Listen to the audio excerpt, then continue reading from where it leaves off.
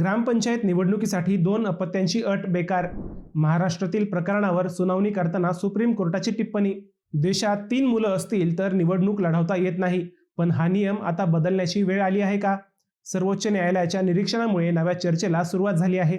स्थानिक स्वराज्य संस्थांच्या निवडणुकीत 2 पेक्षा जास्त अपत्य असलेल्या व्यक्तींना अपात्र ठरवणाऱ्या नियमावर सर्वोच्च न्यायालयाने तीव्र नाराजी व्यक्त केली आहे. बुलढाणा येथील माजी सरपंच मंगला इंगळे यांच्या प्रकरणाच्या सुनावणी दरम्यान न्यायमूर्ती पी.एस. नरसिम्हा यांनी ही किती बेकार पॉलिसी आहे अशी टिप्पणी करत या धोरणाचा फेरविचार करण्याची गरज व्यक्त केली.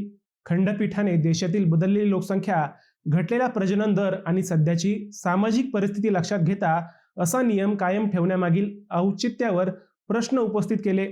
तसेच विरोधी उमेदवारांकडून या नियमाचा राजकीय शस्त्र म्हणून वापर होत असल्याचीही चिंता व्यक्त करण्यात आली आहे. मात्र महत्त्वाची बाब म्हणजे न्यायालयाने अद्याप हा नियम रद्द केलेला नाही. सध्या तो पूर्वीप्रमाणेच लागू असून या प्रकरणावरील अंतिम निर्णय अद्याप बाकी आहे.